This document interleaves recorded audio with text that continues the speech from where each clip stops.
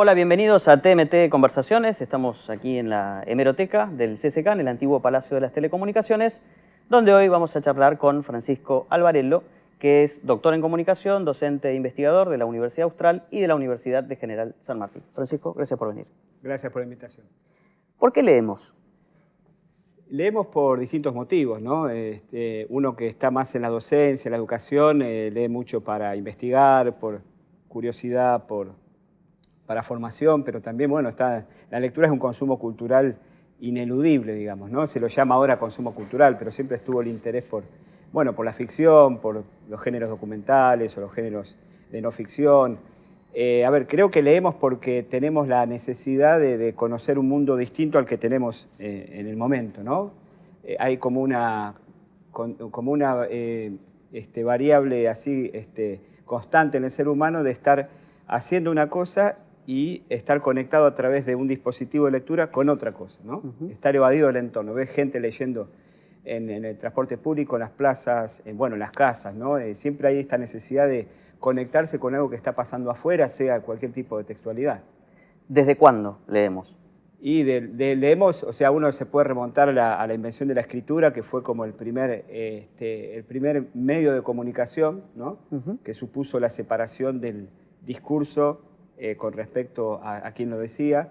Miles de años antes de Cristo se produce esa invención maravillosa que estuvo vinculada con transacciones económicas, ¿no? De listados de mercaderías que vendían allá en Asia, vinculado con los nacientes intercambios comerciales en los países que tenían un puerto. Bueno, hay toda una relación entre escritura y comercio que, después fue evolucionando hacia lo que conocemos hoy como esta posibilidad de abstraernos, como te decía, de conectarnos con algo que está fuera de nosotros. El hombre fue. Lo curioso de esto es que no nacimos con la capacidad de leer. Lo que dicen los neurocientíficos es que el cerebro humano, en algún momento de su evolución, conectó partes de zonas del cerebro que la vista con algunas zonas que conectan otras zonas de nuestro cerebro que produjo ese milagro que fue la posibilidad de abstraer y de leer, ¿no? Pero es maravilloso pensar que a los 6 años uno está con la capacidad de leer y de escribir, ¿no? No antes, en general, ¿no?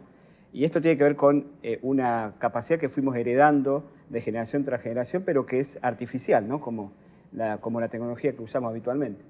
La estructura de los idiomas, ¿cambia las formas de lectura? Pienso, no sé, en los chinos, por ejemplo. Sí, claro. Bueno, ahí precisamente la historia de la lectura marcó un hito, el alfabeto griego, un alfabeto que permitió condensar el evasivo mundo de las palabras de la oralidad en 28 caracteres, que es lo que nosotros heredamos. En cambio, el alfabeto chino, por ejemplo, que es pictográfico, son imágenes mucho más complejos de aprender. Hay gente que demora muchos años en aprender idiomas orientales, ¿no? Incluso se lee distinto, en forma.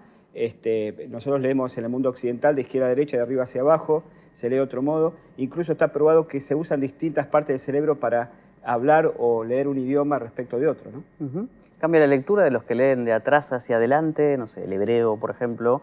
Respecto de Occidente, ¿hay alguna lógica cultural, alguna interpretación o conclusión que pueda sacarse de eso? Son distintas. Podemos establecer algunas relaciones entre el mundo cultural y las formas de leer. Lo que está claro es que hay zonas del cerebro que se activan de un modo distinto. El mundo occidental es muy distinto al oriental, si bien ahora está todo muy conectado y China es el gran gigante que está dándonos muchas sorpresas, ¿no? Entonces es muy complejo, ¿no? La verdad que habría que estudiarlo más, si hay una conexión entre el modo de estar en el mundo y el modo de lectura. Sí está claro que hay una diferencia importante entre quien lee y quien no lee, ¿no? En la forma, ya sea en el cableado neuronal, en la forma de conexión de su cerebro con sentirse, digamos, en el mundo, comprendiendo lo que pasa alrededor, ¿no? ¿Cuáles son las principales diferencias entre alguien que lee y alguien que no lee? Y podemos decir que lo que introdujo la escritura es la posibilidad de abstraer, ¿no? La posibilidad de hacer una elaboración mental fuera del entorno, ¿no? El sujeto oral, por así decirlo, el no letrado, ¿no? Si bien hay mucha bibliografía que que reivindica al no letrado con sus propias culturas, ¿no? Tiene otra percepción del mundo porque es más esclavo, por así decirlo, está más limitado a lo que sucede alrededor y a entender el contexto de acuerdo a lo que pasa. La realidad es multicausal, son eventos que suceden a la vez, ¿no? Es como cuando uno sale a la calle, acá a la avenida, y ve distintas cosas que pasan alrededor. En cambio, el mundo de la escritura es lineal, secuencial, es una cosa por vez. Hay autores como Marshall McLuhan que afirmaron, que uno le puede llamar la atención ahora, que estaba siendo muy reivindicado McLuhan, que la creación del alfabeto y luego de la imprenta significó un empobrecimiento cultural. Uno lo podría decir... Era al revés, era al revés. ¿No? Y estando acá en una hemeroteca, en un lugar tan vinculado con la cultura, ¿qué tiene que ver? Y lo que decía es que implicó una reducción del oído al ojo, decían, ¿no? De esto que era el uso del oído, la oralidad, del estar en contacto con lo que pasaba alrededor, con esto que decíamos, abstraerse en un texto que uno podía analizar, ¿no? Pero a la vez un efecto totalmente distinto y del que gozamos hoy en nuestra cultura es la posibilidad o sea, lo que dicen otros autores como Walter Ong, incluso Eliseo Verón, es que la invención de la escritura posibilitó el nacimiento del pensamiento racionalista, ¿no? Porque el pensamiento racionalista se basa en esta idea de analizar lo que tenés a tu alrededor, ir una y otra vez, leer, releer, pensar en lo que estás leyendo, incluso de alguien que está muerto o que pertenece a otra cultura totalmente ajena, y eso es algo que la oralidad no tiene, digamos, ¿no? Estar en el mundo distinto. ¿Se lee más o se lee menos? Qué gran pregunta.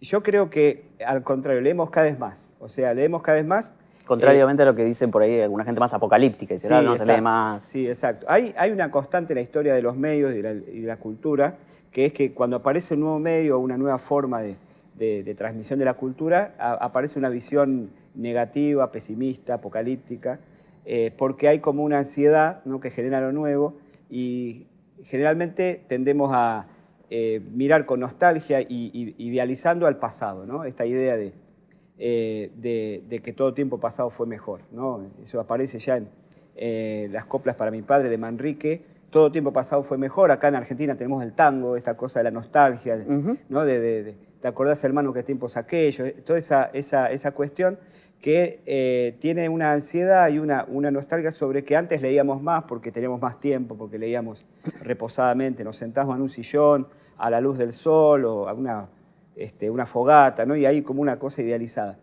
Y esa comparación de que se lee menos se hace desde un error, a mi modo de ver, que es que pensar que leer es lo que se hace únicamente con el dispositivo del libro impreso, el libro cosido. Si uno estudia la historia de la lectura, el libro cosido, el códice, como se le llama, que es el libro que conocemos nosotros, cosido en cuadernillos, encuadernado, es un hito en la historia de los libros, ¿no? Antes estaban los rollos de pergamino o de papiro, ¿no? Fueron sucediéndose distintos tipos de libros, pero tenemos como invisibilizado un tipo de libro particular. Y a eso viene toda una cultura y una serie de ritos asociados a ese dispositivo. Lo que está pasando ahora es que estamos cambiando de ecosistema, digamos, estamos mutando a una multiplicidad de dispositivos de lectura, sobre todo la pantalla del smartphone, el teléfono inteligente, ¿no? Un aparato que fue inventado para hablar, lo usamos cada vez más para escribir o para leer, ¿no?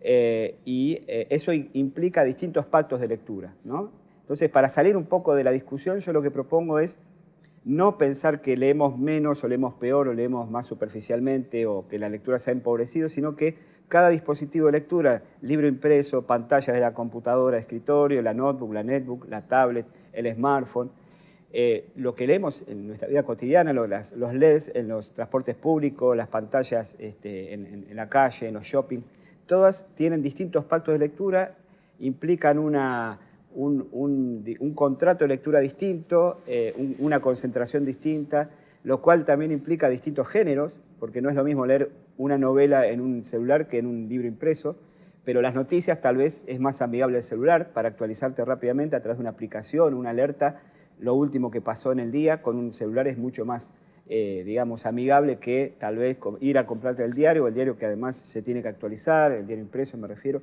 Es decir, habría que pensar más que en se lee más, se lee menos, en cómo se lee en cada dispositivo, qué tiempo le dedicamos a cada dispositivo y qué función le otorgamos a ese dispositivo, si es para informarnos, para relajarnos, para enterarnos de lo que pasa antes de salir de casa, lo que sea, y a cada uno de esos dispositivos le asignamos una importancia y un tiempo distinto. Francisco, quiero que hablemos del tema de tu último libro, que es la lectura transmedia, y que me expliques qué es la lectura transmedia, pero eso después de esta pausa.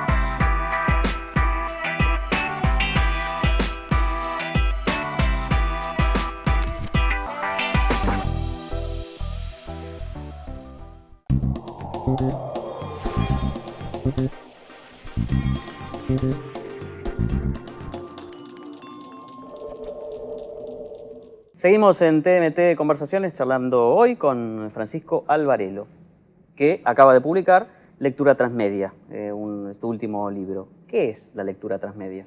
Y la lectura transmedia, es un concepto que viene más del relato audiovisual, que habla de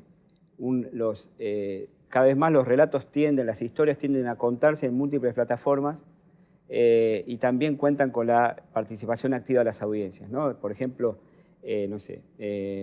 Avengers, Los Vengadores, no es solamente la película, sino que están el videojuego, están los cómics, y las historias tienden ahora a fluir en distintas plataformas. Y también cuenta con la complicidad o la participación de los fans, de los seguidores, agregando contenido a ese mundo narrativo, ¿no? Los fans que escriben ficciones sobre, por ejemplo, Harry Potter, es la historia más en la que los fans participan más activamente. Miles y miles de historias que los fans escriben y las suben, por ejemplo, a fanfiction.net, que es un sitio de fanfiction, ¿no? De ficción hecha por los fans. Yo tomo de ese concepto y le pongo como apellido, o sea, la lectura siempre el nombre es lectura, ¿no? Pero transmedia me parece que define bien el estado actual de la lectura, que tiene que ver con esto que decíamos antes.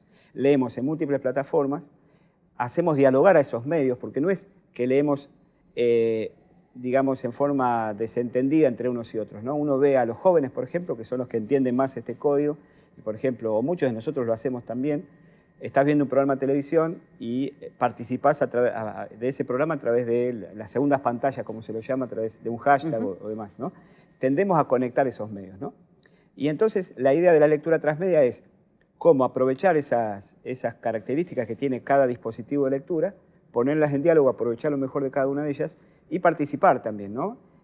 Porque no solamente, esto es quizás lo más importante, me parece, de la diferencia que trae la lectura, porque si no sería leer en distintos dispositivos y listo, ¿no? En cambio, leemos y participamos, ¿no? Escribimos, posteamos, retuiteamos, comentamos, ¿no? Necesitamos participar de algo que está circulando, que son los textos, en distintas cuestiones o en distintas modalidades, no solamente texto escrito me refiero, sino también el texto audiovisual, sonoro, imágenes, memes, textos híbridos, porque también la lectura transmedia da cuenta de que mezclamos géneros, ¿no? El meme es un ejemplo, es un género informativo, pero también tiene humor, pero también tiene algo de fotocomposición, bueno, y eso hoy por hoy en los dispositivos digitales tiende a mezclarse, a circular, a recrearse, ¿no? Y más que nunca se hace evidente que la lectura es súper individual en el sentido de que cada uno, de acuerdo al algoritmo de software que tiene, de acuerdo a su dispositivo, su usuario, etcétera, etcétera, obtiene un texto o un material único, ¿no? Porque depende de tus conductas anteriores, te llega ese contenido a tu pantalla o a lo que viste la película, a lo que te recomendaron tus amigos en las redes sociales. Entonces estamos en un momento súper interesante en el cual los textos discurren en las pantallas, en las plataformas, los hacemos dialogar. No dejamos de leer en papel, tal vez algunos géneros en particular, Eso pero es los hacemos interesante, dialogar. lo confirma la industria, digamos, ¿no? Totalmente. Que sigue vendiendo libros de papel Sigue y el vendiendo libros de digital papel. aumenta el mercado, pero no canibaliza demasiado el anterior. Está demostrado, por ejemplo, que hoy por hoy publican libros los youtubers, ¿no? Jóvenes que se hacen famosos a través de YouTube, y en una editorial importante en Argentina, el libro más vendido el año pasado fue de una youtuber, por ejemplo, ¿no? Claro. También están los booktubers, que son estos jóvenes que hacen reseñas de libros, las suben a YouTube y están traccionando un segmento editorial importante que es el segmento adulto joven. Y son chicos que leen libros papel, secuelas de 300, 400 páginas, las recomiendan y generan lo que se llama lectura por contagio. Generan otros fans que se hacen fanáticos de esa historia, así como ven las series o las películas, leen los libros, los comentan, porque con la película viene, con el libro viene la película, bueno, y se genera esa circulación donde el texto papel de algún modo circula de un modo distinto a como lo hacía antes, ¿no? Es parte de un fenómeno mayor. Ahora, esta lectura transmedia que describías hace un momento, ¿es una lectura más equívoca en el sentido de que puede disparar una mayor cantidad de interpretaciones que un libro tradicional? ¿Hay algo de eso? ¿Cómo, desde el punto de vista del que lee, digamos, ¿no? ¿Cómo es impactado por estos fenómenos? A ver, la lectura, yo creo que digamos, el ecosistema en el que vivimos, donde todo está conectado con todo, muestra mejor o manifiesta mejor cómo funciona nuestro cerebro. Nosotros pensamos por asociación de ideas, ¿no? Como decíamos antes, la invención de la escritura, al tener el texto en una linealidad y una jerarquía, significó una reducción de ese pensamiento asociativo a, bueno, vamos parte por parte, hay una cosa primero, después otra. Lo que está pasando ahora es que se está rompiendo esa linealidad, asistimos a un mundo de multilinealidad, no de no linealidad, porque estaríamos equivocándonos y definiendo lo nuevo como negativo o como opuesto a lo anterior. En realidad, estas historias que circulan generan caminos alternativos. Bueno, a fin de año pasado se estrenó una serie que sigo mucho yo, Black Mirror, seguramente la conoces, estrenó una temporada particular que se llamó Bandersnatch, que era un capítulo que emulaba o recreaba esta idea de elige tu propia aventura. De hecho, se basaba en un programador de videojuegos que quiere hacer un videojuego de elige tu propia aventura, y jugaba con esta idea de las múltiples líneas de lectura, ¿no? Y un poco lo que vemos es eso. Y claro, es imposible asegurar, o sea, es imposible tener un control sobre la interpretación o la decodificación cada vez más. Siempre fue imposible, ¿no? Siempre fue imposible, ahora es mucho más evidente. Claro. Antes uno tenía quizás la ilusión de que como ese texto estaba encerrado en tantas páginas, en un texto finito, acabado, que terminaba en la última página, y uno tenía la sensación cuando terminaba la novela, terminé, ¿no? Ya está. Ahora esto no acaba nunca. Hay como una incertidumbre constante de decir, bueno, si hago clic acá, ¿dónde me voy a meter? ¿No? Es como esto de que estás viendo una serie en Netflix y decís, bueno, sigue el próximo capítulo, ¿lo sigo o no la sigo? O me recomendó esta, ¿me meto a ver esta? No, me tengo que ir a dormir, ¿no? Hay como una sensación de que esto no se acaba, que antes con el libro papel estaba controlada. Ahora explotó. Eso explotó y uno tiene la necesidad de desarrollar cierta capacidad de decisión, de decir, bueno, hasta acá voy a llegar, pero sí, ha explotado la interpretación, ¿no? ¿Cómo se vincula la lectura transmedia o cómo impacta, si querés, en el ámbito de la educación?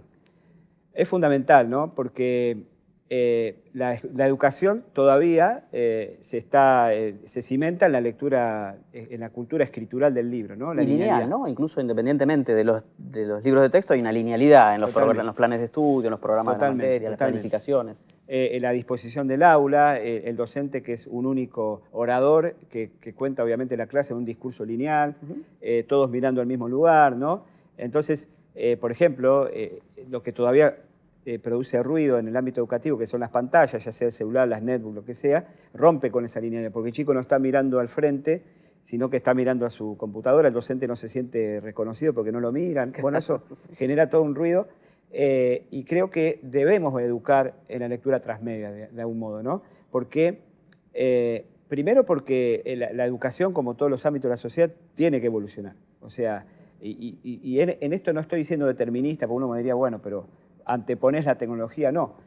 Siempre, a ver, yo sostengo que las computadoras en el aula, ya sea la netbook, el celular, lo que sea, pusieron en evidencia que tenían que cambiar las prácticas de enseñanza hace mucho tiempo.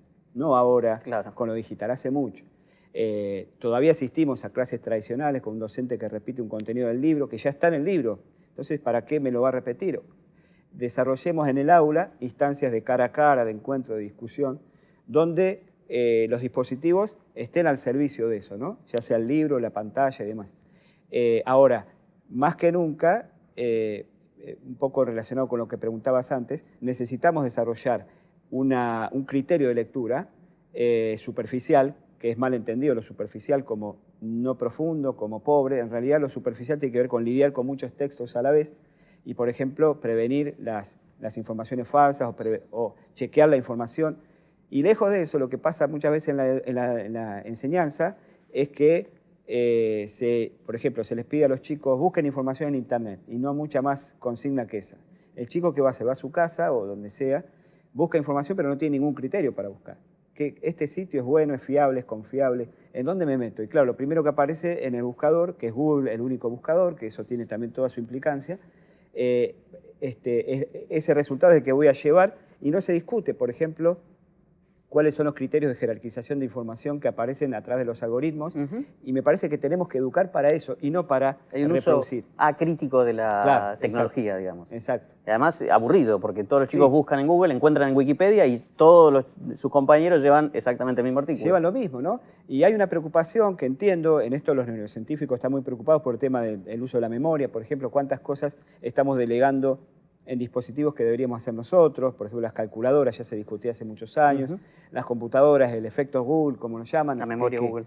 Vos no te preocupás en recordar nada, porque total lo vas a buscar. Estamos preocupados por esas cosas, pero en realidad los chicos, bueno, nosotros somos docentes, tenemos que enseñarles, ¿no? Pero las preocupaciones de los chicos pasan por otros lados también, ¿no?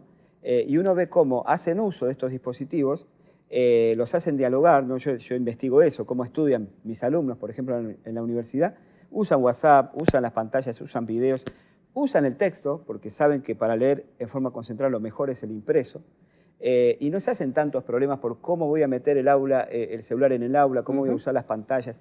Estamos ahí como en una desincronización entre lo que la educación, el aula, ya sea la escuela, la universidad, los pasos que debe dar para incluir las tecnologías y las preocupaciones de los chicos, ¿no? Y el riesgo que corremos es que le estamos hablando a los chicos de un mundo que no existe, porque ellos ya están en otro mundo, ¿no? Y ese me parece es un tema fundamental. Una pregunta difícil, pero con un minuto para responderla. ¿Es o puede ser el libro un antídoto para la crisis de la atención de la que se habla a partir de la multiplicidad de pantallas y estímulos? Y el libro es el lugar de la concentración. Yo creo que sí. Habrá que ver qué textos, qué propuestas hacemos a los lectores a través de libros y cuáles a través de las pantallas, pero seguramente la sensación de leer y de olvidarte del entorno, el mejor dispositivo que la genera es el libro. Hay una idea de refugio ahí, ¿no? De refugio, sí, de refugio, de estar desconectado. Creo que tenemos que provocar instancias de desconexión. Y me parece que el libro es una herramienta fundamental para eso. Estar conectado en realidad con otro mundo, pero no tan conectado con lo que pasa, ¿no? Con las alertas de los celulares y que me distraen, ¿no? Son tecnologías de la interrupción en las que vivimos, ¿no? Y el libro es una tecnología podemos decir, de la concentración, que no está mal que siga teniendo su lugar en este ecosistema de medios en el que vivimos. Probablemente ahí esté el secreto de la vigencia de un artefacto tan antiguo que, a diferencia de otros artefactos antiguos, Sí. como puede ser el diario papel, que ha perdido vigencia, en este caso se mantiene, ¿no? Se mantiene. Yo creo que antes dábamos por muerto al vinilo, y el vinilo está vigente y hay un nicho para eso. El libro va a tener, no sé si es un nicho, pero va a tener vigencia porque dispara otro modo de conectarse. Incluso los jóvenes hoy por hoy leen muchos libros, libros papel, porque saben que los conecta de otro modo con la información. Pero no todos los libros, una enciclopedia, un libro de referencia claramente es mejor en digital, en una pantalla, ¿no? Porque se puede actualizar por la calidad de las imágenes, puede tener videos, sonido. Pero el libro sigue teniendo su función y es una tecnología, como decís vos, que se ha mantenido durante siglos y siglos y es una gran tecnología que no hay que minimizar. Muchas gracias. Gracias a vos. Estuvimos en TMT Conversaciones charlando con Francisco Alvarello, que es doctor en comunicación, autor del libro Transmedia, que los invitamos a conocer y a buscar, y docente e investigador de las universidades Austral y de San Martín.